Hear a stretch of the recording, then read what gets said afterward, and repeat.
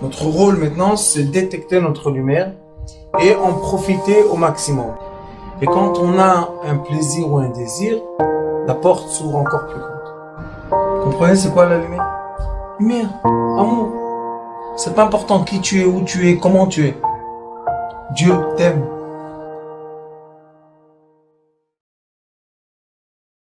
Ce serait bien qu'avant Pourim, on prépare un peu Pourim dans notre conscience. Et dans l'histoire de Pourim, il y a beaucoup de secrets très intéressants. Pourquoi les secrets sont très intéressants? Parce que ce sont deux fêtes, Pourim et Hanouka, que ces fêtes-là veulent dire, il est écrit dans les livres, et après que le Mashiach viendra, et le troisième temple sera en place, le Zohar Kadosh dit, Parashat Vayera, qu'en effet le temple de Shlomo HaMelech ne s'est jamais détruit, et le Zohar Kadosh Parashat Vayera dit que le troisième temple sera quoi? Il y aura un tremblement de terre qui ne pourra pas bouger les pierres du roi Salomon, mais d'un autre côté va enlever toute la poussière qui est sur ce temple, et il y aura la lumière du temple céleste qui va descendre sur le temple terrestre, et ça sera le troisième temple. C'est ce qui est écrit dans les livres sacrés. Et il est écrit aussi que pendant le troisième temple, jusqu'à quand on va arriver Shabbat Kodesh, et après tout va se transformer en lumière, et il y aura des mitzvot qui vont rester à faire, et il y aura des mitzvot qui vont disparaître. Quels mitzvot vont disparaître? Tous les mitzvot qui ont été donnés par Moshe Rabbeinu vont disparaître. Pourquoi? Parce qu'on n'en aura plus besoin, puisque tout est réparé, toutes les lumières sont là, sauf deux. Pourim et Hanouka. On va se poser la question, qu'est-ce qu'il y a? Pourim et Hanouka, qu'est-ce qui s'est passé? Ça, tu vas nous obliger à continuer à pratiquer? Oui. Et pourquoi? Parce que Pourim et Hanouka, ce sont deux fêtes qui ont été créées par lettres. On n'a jamais entendu, ni dans la Megillah, il n'y a pas le nom d'Akadosh Baruch Hu dans la Megillah, et il n'y a pas le nom de Elohim, et on n'a pas vu dans la Megillah que Mordechai Yehudi dit « Dieu m'a parlé ». Tous les prophètes, tous les tzadikim qu'on a eus, tous ont dit « Dieu m'a parlé ». Cette fois-ci, non.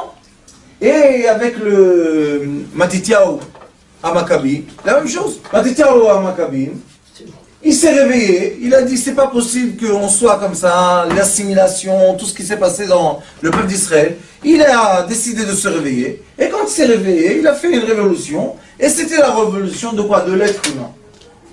Mais, comme nous, Baruch Hashem, nous sommes ensemble assez de temps, et on sait qu'en effet, rien qui se passe dans l'être humain terrestre ne peut se passer s'il n'y a pas une élimination céleste. Si Akadosh Baruch Hu ne met pas dans la tête d'une personne une pensée, comment la personne pense? Et on en a parlé beaucoup, c'est très intéressant et très profond. On peut, si on veut, si on sait, on peut monter notre conscience à quoi? Aux lumières qui nous entourent. On peut être avant le cerveau. Notre cerveau, c'est la fin du processus. Il y a des lumières célestes, immenses, qui commencent à descendre vers la Terre. Et à la fin, un être humain, hop, ça veut dire qu'une personne reçoit une illumination, et si on est à l'écoute, ce qu'on va faire est béni. Pourquoi ce qu'on va faire est béni? Parce qu'on est à l'écoute de la volonté divine. C'est pas comme moi, je m'assois à la maison, je me dis, bon, qu'est-ce que je vais faire? Je vais faire comme ça? Ah, je sais pas tellement. Je vais faire comme ça? Ah, je sais pas. Ça, c'est les doutes. Vous savez, dans ce monde physique, il y a des doutes. On a toujours le oui, on a toujours le non. C'est normal. On est des êtres humains. Mais quand on reçoit le message céleste, c'est clair, c'est propre, c'est net. Il n'y a pas de question, il n'y a rien du tout qui va se passer. Et Baruch Hashem, on voit que les gens qui visionnent, ces gens-là, est-ce qu'ils peuvent dire « je visionne » ? Est-ce qu'il y en a un dans le monde qui a l'orgueil de dire « je » ? plus ils grandissent, et plus ils se disent je suis rien du tout. Vous savez, les grands tycoons, on les appelle les grands riches et tout. Vous savez, ils font passer dans leurs mains des milliards. Tu lui dis, comment tu fais? Je sais pas, la vérité. Et alors ils ont fait dans les universités une étude. Comment tu es devenu riche? Question, non? Tout le monde on dit 95% de chance, 5% de sechel. Et si j'aurais pu jeter les 5% de sechel, je serais devenu encore plus riche. Pourquoi? Parce que chaque fois que je me suis mêlé avec mon cerveau, j'ai perdu. Ça veut dire qu'il y a une existence, qu'on peut la prouver, qui est céleste, qui illumine le chemin de l'être humain. Et chacun son rôle. Il y a quelqu'un qui doit être le premier. Mordechai Ayoudi a fait contraire au roi beaucoup de choses. Il était assis par terre devant le palais. Il ne s'est jamais devant Aman. Il est sorti dans la rue, il est habillé en jude. Pourquoi? Pour avoir le deuil du malheur. Il a dit au tout peuple d'Israël, venez, on va faire le jeûne. Quel jour? Pessah. Les sages lui ont dit, tu transgresses la Torah. Vous savez qu'est-ce qu'il a eu, Mordechai Yehudi? Nous, on lit la Megillah, on dit, allez, c'est une phrase. Mais chez Mordechai Yehudi, vous savez, quand il a dit, faites le jeûne, Tsumo alay, on va jeûner 3 jours, le deuxième jour était la Seder. Comment Mordechai Yehudi, pour une raison qu'on ne va pas dire qui est céleste, en parenthèse, tu transgresses une mitzvah de la Torah, manger la matzah, c'est une mitzvah de la Torah. Qui t'a donné la force de transgresser une mitzvah de la Torah? C'est une grande question, ça. Mordechai Yehudi a dit, on est dans un moment très difficile, tout est permis. C'est pour ça qu'à la fin de la Megillah, si vous allez voir, il est écrit Veratzoy le rov echav. Il a été accepté par la majorité du peuple d'Israël, mais pas par tout le peuple d'Israël. Pourquoi? Qui était contre lui? Le Midrash nous dit, les sages. Les sages de la période lui ont dit, qu'est-ce que c'est cette histoire? Tu vas jeûner? Mais avec qui tu jeûnes? Vous savez qu'est-ce qu'il a ramassé, Mordechai? Tout ce qu'il y avait dans la rue, des gens, des petits, il les a ramassés tous. Pourquoi tu ne prends pas des grands sages? Parce qu'il a dit, c'est le peuple d'Israël qui est maintenant en danger. Exactement comme aujourd'hui. On est dans la même période. Il y a des rabbins, je préfère les nommer des bergers, qui disent que le peuple d'Israël est maintenant dans une sakana, dans un danger, et il faut descendre en bas dans les rues, et chercher les enfants d'Israël, Akadosh Baruch Hu, languit ses enfants. Ceux qui sont dans les Beth Midrash, tzadikim et tout, très bien, bravo, vous avez fait le travail. Mais ceux qui sont loin, il les veut, il les cherche. Mais quel est le secret? Le secret est que quand on va là-bas, le miroir change. Tchic. Et ce secret de miroir, on a beaucoup parlé de ça ici quand on a dit qu'il y a un monde qui s'appelle Asiya et il y a un monde qui s'appelle Yetzira. Nous vivons dans 2 dimensions qui sont parallèles tout le temps. Il y a une dimension qui est action, Asiya, tout ce qui est matériel, mais collé à nous, à l'envers, comme un miroir. Il y a une autre dimension qui s'appelle Yetzira. C'est quoi Yetzira? L'esprit de l'être. L'esprit de l'être n'est pas obligatoirement l'être qu'on voit. Une personne est assise maintenant avec nous, on dit le cours, tout est très bien, on parle de Purim. Mais elle a un souci en Amérique. Où elle est maintenant? En Amérique. Elle est en Amérique. Est-ce qu'elle vit dans un monde parallèle ou pas? En fait, c'est son esprit qui est ailleurs. Très bien. Donc vous dites son esprit. On dit son corps. Il y a quelque chose qui lie les deux. Tu es et tu es. Et grâce à ce monde parallèle qui est écrit d'une façon très claire dans le Zohar HaKadosh Parashat Pekudei, à la fin de Parashat Pekudei, qu'en effet le Zohar HaKadosh veut expliquer qu'il y a des royaumes célestes, 7 attributs célestes magnifiques d'amour, et il dit, sachez qu'il y a contre ou en parallèle, il y a 7 royaumes terrestres que nous on appelle malheureusement le mot Gehenom, l'enfer.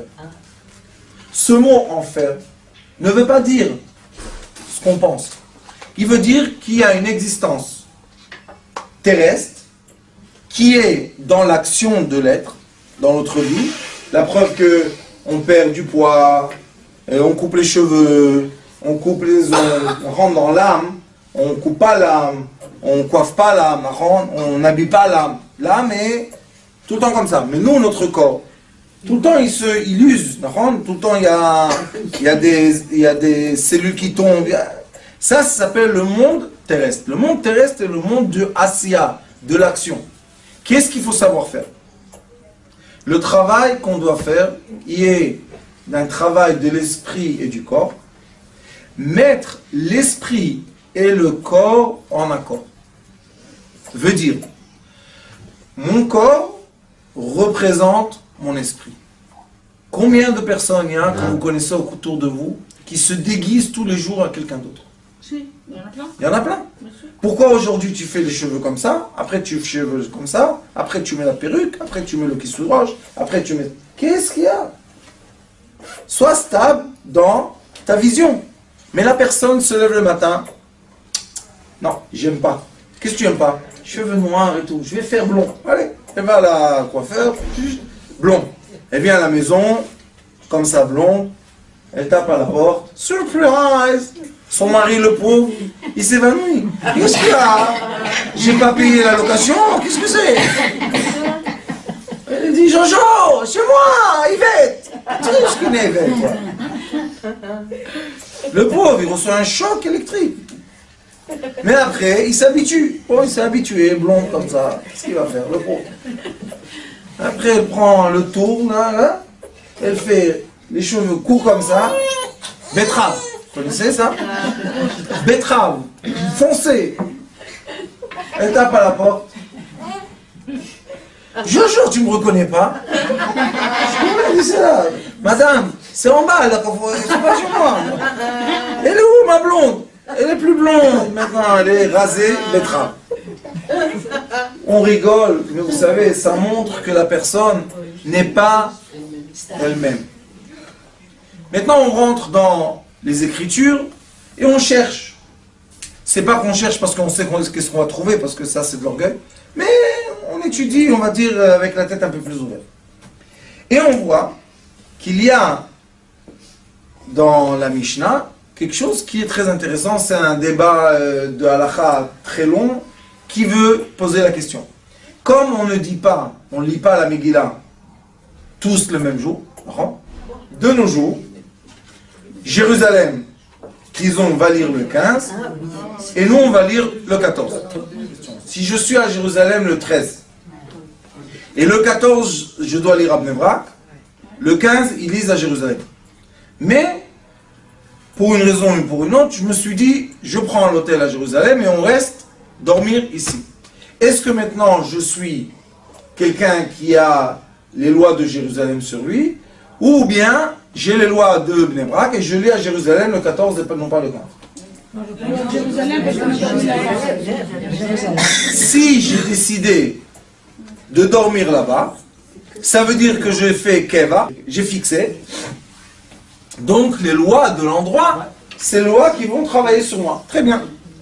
Et si je suis quelqu'un de Jérusalem qui s'est coincé le 13 à Bnei Brak, et maintenant il y a la neige à Jérusalem, il ne peut pas aller chez lui.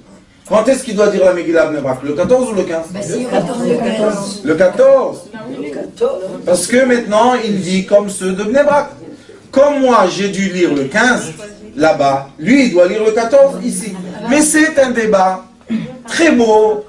Mais dans ce grand débat qui est très intéressant, est-ce qu'il y a le secret que je vous ai dit tout à l'heure?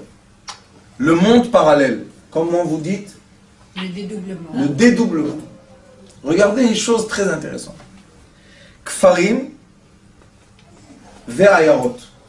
Alors on a ici deux mots principaux qui sont Kfarim, c'est les villages, et Ayarot, ce sont les villes.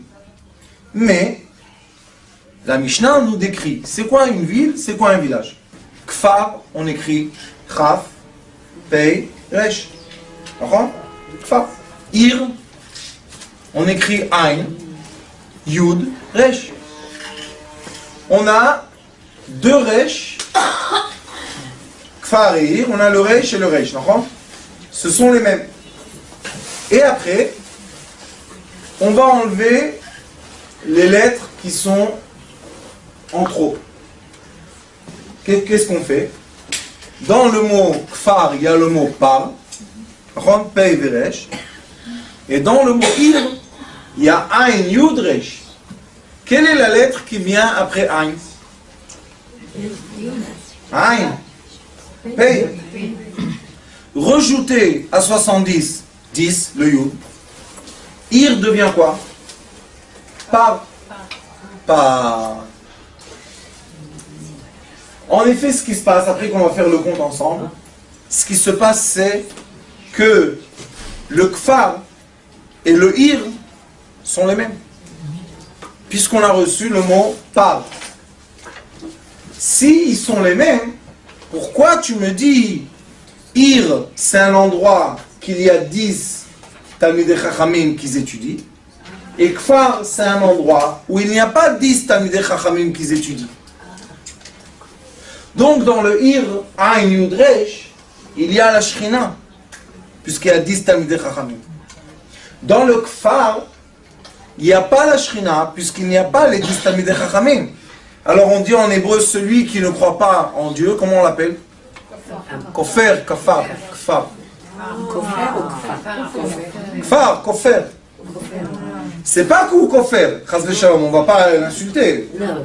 Mais il est dans un endroit qui ne représente pas à la première vision, qui ne représente pas la Shekhinah, mais ça c'est en première vision, comme ça. Mais quand on commence à chercher dans les lettres, on voit une chose très intéressante. Je ne viens pas dire chas v'shalom que c'est ça, mais juste en première vision, on va dans un kibbutz et on ne voit pas ni synagogue ni rien du tout. Qu'est-ce qu'on dit? Kofri. On ne sait rien du tout. On ne sait rien du tout. Qu'est-ce que tu sais, ces gens-là? Qu'est-ce qu'ils font? Qu'est-ce qu'ils font pas? Qu'est-ce qui se passe? On ne sait rien du tout. Imaginez-vous que dans ce kibbutz, il y a une usine qui fait la pharmacie, qui crée des médicaments et qui sauve la vie de millions de gens dans la rue, dans le monde. Qu'est-ce qu'on sait? On ne sait rien du tout. Mais, en première vision, on voit ce qu'on voit. Top. Nous disent le sage, Al tistakel bakankan, regarde jamais ce qui est extérieur, et la main chez betocho, regarde ce qui est intérieur. Toda. Alors, au lieu de juger les gens, qu'est-ce qu'on fait? On observe. Parle avec lui un peu, tu vas voir. Les gens avec des tatouages, avec des piercings, avec tout ce que tu veux, c'est des anges. Quand je vous dis des anges, des anges. Quand on a besoin d'aider aux parents, c'est les premiers qui viennent. Alors pourquoi tu as tout le piercing et tout? On comprend rien, on se tait, c'est tout. Kfar et ir, c'est par et par. Par. Maintenant regardez comme c'est magnifique. Il est écrit que Yom Kippourim, il veut ressembler à Purim. Kippourim. Je me suis posé la question, vous comprenez? Kippourim, Purim. Je me suis dit, pourquoi il veut le ressembler? Dans quoi il se ressemble? Dans le mot Purim, il n'y a pas Purim, pas Eresh, vous comprenez? Dans le mot Purim, il y a Pei Eresh. Dans le mot Kippourim, il y a Kfar. Qu'est-ce qui s'est passé? Est-ce que Kippourim est devenu le quoi? Le village, Kfar, et Purim est quoi? Par, et la ville. Qui est plus important que qui? La ville. Il y a les 10 sages. Alors on voit que les miroirs jouent. Une fois tu vois quelque chose d'important, hop, il devient moins important. Tu le bouges encore une fois, il devient plus important. Le par fait bouger les choses. Et je suis obligé de vous dire que ça ne vient pas de moi parce que vraiment aucun rapport.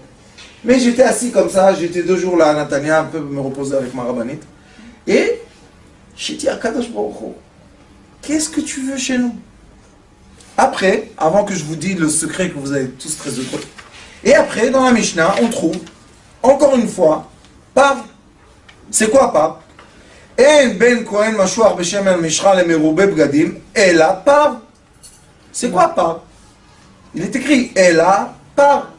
C'est quoi un Pav, vous savez? Un veau. Le veau, on l'a emmené sacrifice au Beth Amikdash. Alors on voit tout d'un coup quelque chose de très intéressant. Le mot Pav représente le veau qui représente le sacrifice. Maintenant, on va refaire le compte en arrière. On a dit Kfar et Ir. Qui est plus important? Le Ir. Kfar et Kepa. Là-bas, dans le Kfar, Kapara, vous savez c'est quoi Kapara? Oui. Faire la Kapara, c'est comme une Kapara. Pourquoi? Parce qu'il n'y a pas la Shrina, il n'y a pas 10. Aval Bahir, Yesh. Qu'est-ce qu'ils peuvent emmener? Pas. Ils peuvent emmener le sacrifice. Très bien. Purim, qu'est Purim? Purim, on n'a pas, comme Ir. Beki Purim, on a Kfar. Kaper, c'est le jour que Akadosh Baruch Hu nous épargne de tout. Yechaper alechem mikol chatotechem lifnei Hashem titaru. C'est quoi le sacrifice? Quand quelqu'un était encombré, on va dire en japonais, Ramma, il n'en pouvait plus le pauvre, c'était trop lourd. Il va au Beth Amikdash, chez le Kohen. Et le Kohen, il emmène le sacrifice. Et la personne, elle est contente, tout le monde était très relaxé, très bien, bon proche. Donc ce par-là, ce veau, a une signification. Maintenant, le cadeau des cadeaux que j'ai reçus. Ceux qui écrivent, écrivez bien, vous allez voir quelque chose de beau. Par, c'est comme ça. En petites lettres, Reish, en hébreu c'est 200. D'accord? Reish c'est 200. En petites lettres, 2. Le Pei, en hébreu, 80. En petites lettres, 8. 8 et 2, 10. Aleph, Echad. Maintenant, on va remettre les lettres en place. Ça, ma tante, c'est la façon de dire bien ancien, d'enseigner la Torah avec du sucre et du miel. Vous prenez le Aleph, comme je vous ai dit, Yud c'est 1, en petite, Yud c'est 10, en petites lettres c'est 1. Quand on fait les chiffres et les lettres en hébreu, on a les grands chiffres, les moyens et les petits. On a les 1000, on a les 10 000, les millions, mais quand on veut comprendre la signification du point de la lumière, on rapetissait les lettres jusqu'à quand on arrive à une lettre qui signifie un chiffre.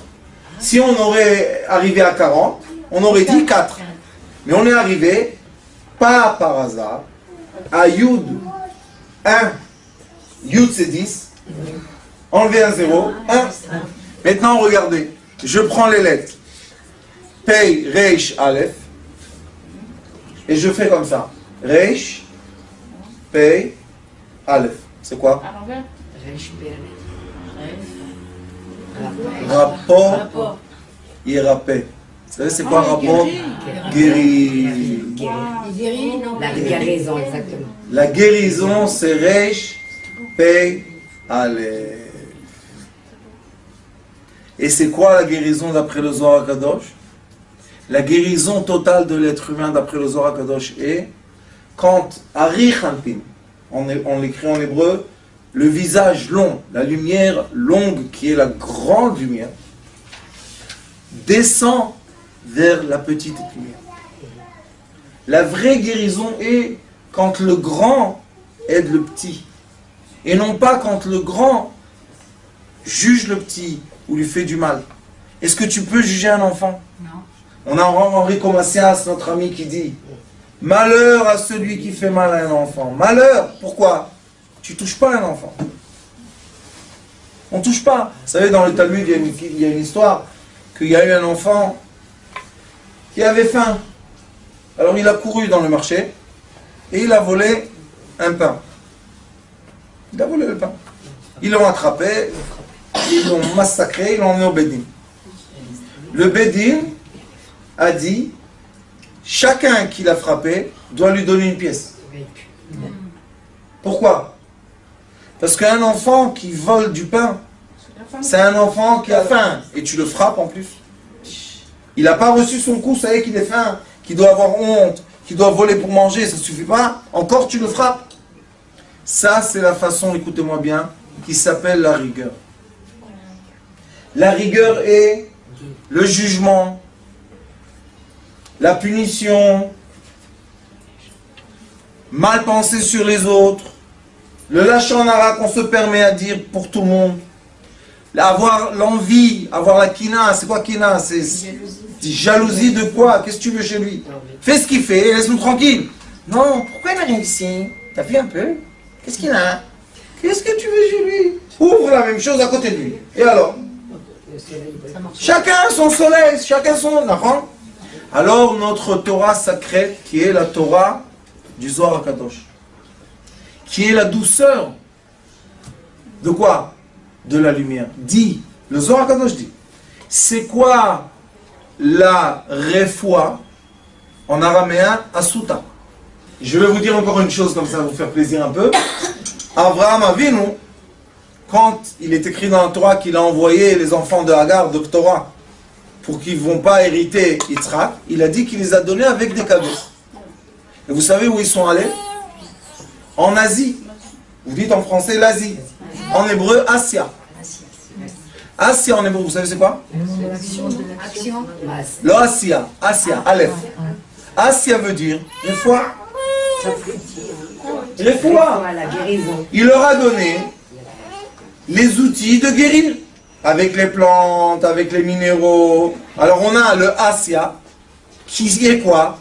Et c'est pour ça que les enfants d'Abraham Avinu, qui sont partis en Asie, qui sont les Asiens, ils ont tous, depuis des milliers d'années, ils ont tous les médecines.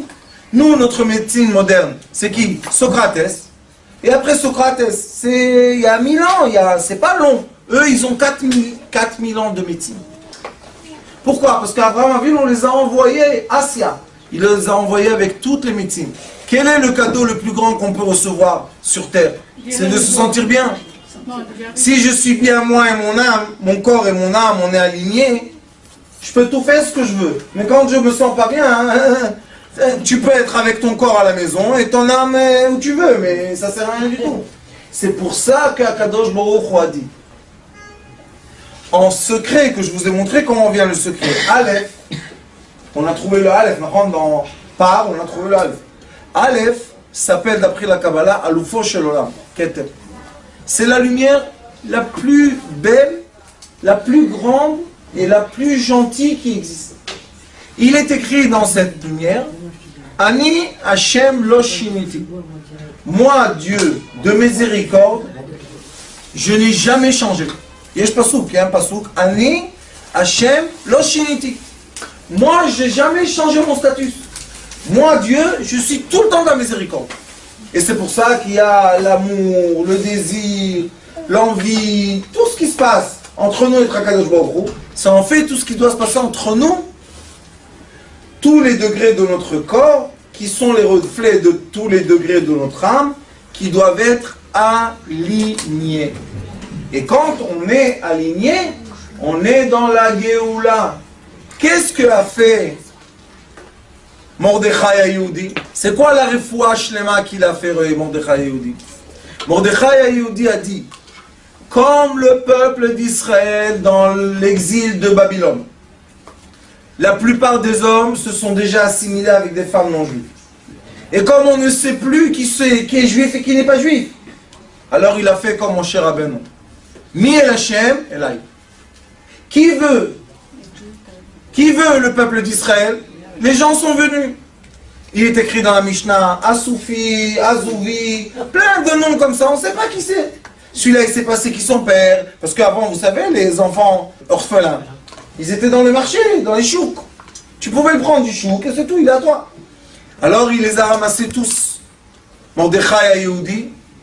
Et il a dit, le peuple d'Israël, malgré que c'est maintenant Pessah, et c'est aujourd'hui Yudal et Benissan, comme on est en danger, et bien le danger réel qui s'impose sur le monde de l'action doit être traité premier. Et maintenant on ne va pas avoir tous des ailes comme ça, on va dire qu'on est des anges. Parce que, Chas de Shalom Aman Aracha, Ça y est, il a envoyé la lettre à tout le monde. Et Chas v'Shalom, le peuple d'Israël, il y avait la permission d'exterminer le peuple d'Israël. Et qu'est-ce qu'il a été écrit, vous savez? Zarak et Tapou. C'est quoi Pou? Par.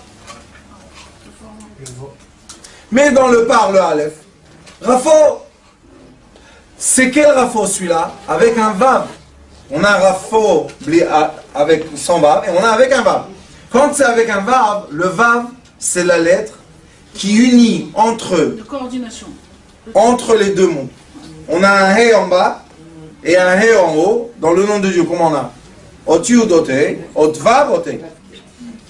Et notre travail, c'est toujours de relier le monde du He en bas au He en haut. C'est tout le travail qu'on a à faire. Comment on le fait? Par le Vav. C'est quoi le Vav? Tzadik. C'est qui le Tzadik? Mordechai HaYehudi. Ah, Mordechai HaYehudi, t'étais pas accepté par tous tes frères, les grands sages du Sanhedrin? Oui, c'est vrai. Mais Mordechai HaYehudi a réussi. Parce qu'il est descendu en bas vers le peuple d'Israël. Il a réussi à faire quoi? Rafo. Il a réussi à tirer le Aleph d'en haut, la lumière, en bas, jusqu'au peuple d'Israël. Et voilà la Géoula qui est venue. Et s'il est écrit que pendant Purim, on a reçu la Torah par amour et non pas par force. Parce que quand on était au mont Sinaï, il est écrit que la Torah était imposée sur le peuple d'Israël. Mais Akadosh Baruch Hu a attendu que le peuple d'Israël aime la Torah, veut Akadosh Baruch Hu, par amour, par union, non pas imposée. Quand est-ce que ça s'est passé? Kiblu, vekimu alem hayudim. Les Juifs ont dit oui, on te veut Akadosh Baruch Hu. Ça, c'est la Géoula Shlema. La Géoula Shlema, c'est quand les bergers du peuple d'Israël arrivent à tirer tellement de miséricorde sur le peuple d'Israël que le peuple d'Israël commence à recevoir quoi? La guérison. Refoua. Rafo ye rafé. Akadosh Baruch Hu rotse refoua. Dieu veut qu'on soit saint.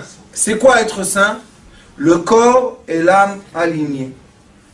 Ça veut dire que Purim, la mitzvah de Purim, vous savez c'est quoi?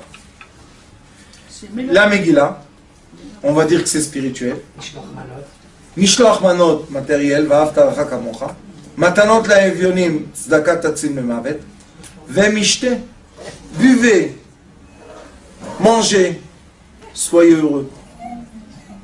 Ça, c'est quoi? La Géoula. Et c'est pour ça que Kippour, qui est le jour du pardon, ressemble un peu à Purim, qui est le jour de quoi? De l'amour. Et recevoir la Torah par amour de soi-même, de notre prochain et d'Akadosh Baruch Hu. Comment de soi-même? Mishloach manot ish l'ireu. Pourquoi tu me dis ish l'ireu? Ça veut dire que toi tu dois donner et tu dois aussi recevoir. Il y a une halakha, celui qui est malheureusement en deuil, on n'a pas le droit de lui envoyer Mishloach manot. Ça veut dire qu'on voit que la personne, une des mitzvot, c'est recevoir le Mishloach manot. Je reçois. Tzedaka. לעניים. למה לא כתוב צדקה איש לרעהו? Pourquoi? Parce que la tzedaka, tu ne veux pas recevoir de la tzedaka. On veut être ceux qui donnent, pas ceux qui reçoivent. Alors c'est Ve'ahavta bishvilo. Aime ton prochain, aide-le, sans vouloir recevoir. Le premier, Mishloach manot, je veux recevoir. Le deuxième, tzedaka, je veux rien recevoir. Et après, mishte. Vous savez qu'est-ce qu'il a écrit dans le mishte? Le mishte, il est écrit que les portes doivent être ouvertes. Et ceux qui veulent, ils rentrent. Ils boivent avec toi du vin, ils mangent avec toi de la viande, et ils sont heureux. Pourquoi la maison n'est pas fermée? On a peur qu'ils rentrent les gens qui sont sous. Ouvre tout. Pourquoi? Shani po en simcha ela bebasar veyain ve simcha ze ashrat ashchina. Quand la Shrina est dans la maison, tu n'as rien à craindre. N'aie pas peur. Rien ne peut se passer. Quand la Shrina n'est pas dans la maison, c'est dangereux. C'est pour ça que vous allez voir que les vrais bergers du peuple d'Israël, ils sont très ouverts avec tout le monde. Mais dans leur maison, il y a une shrina très forte. Pourquoi ils sont obligés de faire comme ça? Parce que si quelqu'un, chas v'shalom, dans sa maison, il fait des bêtises, alors la shrina, elle va pas être chez lui. Si la shrina va pas être chez lui, comment il va faire entrer les gens? Il peut pas faire entrer les gens. Alors c'est pour ça qu'on est obligé, Rafo, c'est quoi Rafo? Tu dois tirer dans ta maison, sur ta femme, sur tes enfants, sur ton mari, quoi? La miséricorde. Tu es obligé dans ta maison d'éduquer avec l'amour, faire attention à tes enfants, leur parler comme il faut, poliment, à tes enfants poliment. Pourquoi? Tu vas leur parler poliment, ils vont te parler poliment. Tu vas les insulter, un jour ils vont t'insulter. D'accord? Et si dans ta maison, tu gardes le cadre de la Shrina, c'est pour ça que Mordechai Yehudi n'a pas eu peur. Parce que partout on l'appelle Mordechai Yehudi. Ça veut dire que lui, il a gardé les règles de la Shrina dans sa vie. D'accord? Alors il n'avait pas peur, ni de Hachverosh, ni de Haman, ni de personne. Mais quelqu'un qui n'a pas gardé les règles dans sa maison, il a toujours peur. Pourquoi? Parce qu'il a un doute. Peut-être tu fais quelque chose de mal, peut-être je vais te punir, peut-être. Et ça, c'est le monde de l'action. On ne peut pas agir dans le monde de l'action parce qu'on a toujours des doutes. Mais quand on monte dans le Olam Yetzira, dans ce monde-là, vous savez, hier j'ai lu dans le Zohar HaKadosh, tout le temps je me dis, peut-être il y a quelque chose d'autre, peut-être je ne lis pas bien. Je cherche, vous savez, on ne doit jamais croire en soi. Et encore une fois, hier j'ai vu dans le Zohar HaKadosh, il dit, tout le travail est quoi? De passer de l'action à l'esprit. Quand tu es dans le bon esprit, après tu montes tout seul. L'ascenseur, tu appuies le bouton, ça monte tout seul, tu ne dois rien faire comme effort. Mais il faut faire l'effort de quoi? De passer de l'action à l'esprit. C'est quoi cet effort? Croire en soi. Croire en sa pensée. Croire en ses sentiments. Être fort comme Mordechai Yehudi. Comme Esther Malka. Qu'est-ce qu'elle a dit, Esther? Kacher avadeti avadeti. Vous savez qu'est-ce que ça veut dire qu'une femme qui était la femme de Mordechai Yehudi 80 ans. Que Dieu nous en préserve. Mais elle a dit, je sais que je suis pure. Et c'est pour ça qu'elle était la plus belle de toutes les filles. Vous savez, il y a une personne qui va dans la rue et elle voit quelqu'un prendre une liasse de son shekel et brûler. Du feu. Il y a 10 000 shekels, elle est brûlée. La personne lui saute dessus. Tu es fou, et lui il dit, pousse-toi vite, qu'est-ce que... On ne sait rien du tout. Une personne pense qu'elle veut prendre les 10 000 shekels à la place de les brûler, et l'autre personne, on ne sait pas pourquoi elle les brûle. Peut-être il y a quelqu'un dans une voiture avec un fusil qui lui dit, si je ne te vois pas brûler les 10 000 shekels, je te mets une balle dans la tête. Et peut-être que celui qui est dans la voiture avec le fusil, il y a quelqu'un derrière lui avec un revolver. On ne sait rien du tout. Le monde est tellement caché, des couches. On ne comprend rien. Alors qu'est-ce qu'il faut faire? Non. Quand tu arrives à monter ta conscience à un monde supérieur qui s'appelle le monde du Yetzira, le monde qui s'appelle l'esprit, alors tu ne vois plus des choses comme ça. Ça veut dire quoi? Rafo et Rapé. C'est quoi cette refoua là? Pourquoi Kadosh Baruch Hu a dit seulement sur la refoua, Rapo et Rapé? Ça veut dire je donne la permission à l'être de guérir.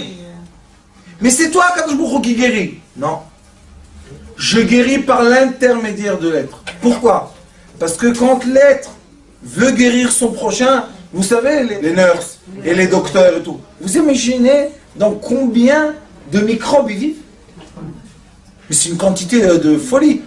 Et ils sont là-bas, et ils reviennent tous les jours. Et leur salaire, c'est pas des millions. Hein, alors pourquoi ils le font? Ces gens-là, vous savez qu'est-ce qu'ils font? Ils soignent personne. Vous savez qu'est-ce qu'ils font?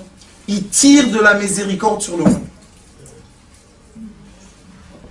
C'est pour ça, les femmes, on les appelle achot. Comme il est écrit, morla chokhma achoti at. C'est chokhma, il tire le yud, et le yud c'est le alef, comme on l'a dit tout à l'heure. Et le docteur, comment on l'appelle? Rofé. Reish, va, pei, alef. Ça veut dire, merapé. Il est en train de tirer la lumière. Et c'est pour ça que le Zohar Kadosh et le Tikkun Zohar finissent par de la médecine.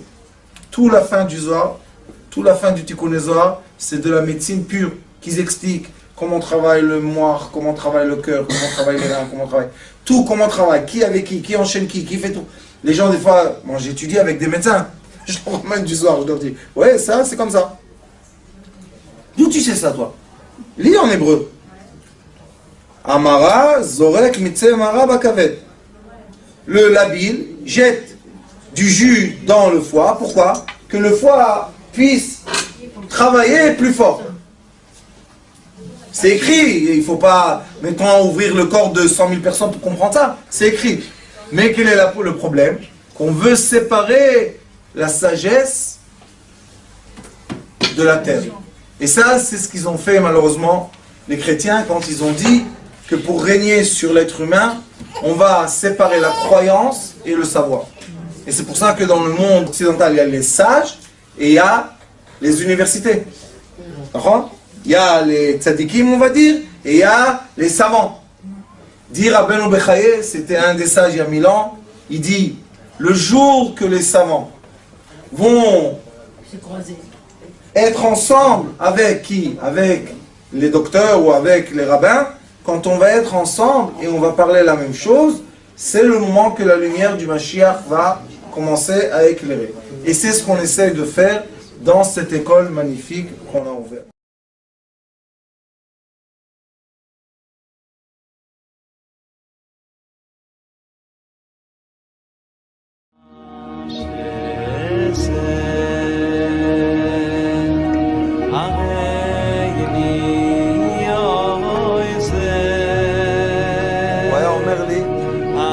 בבית שלי יש מלאכים, לא רוצה לצאת מהבית.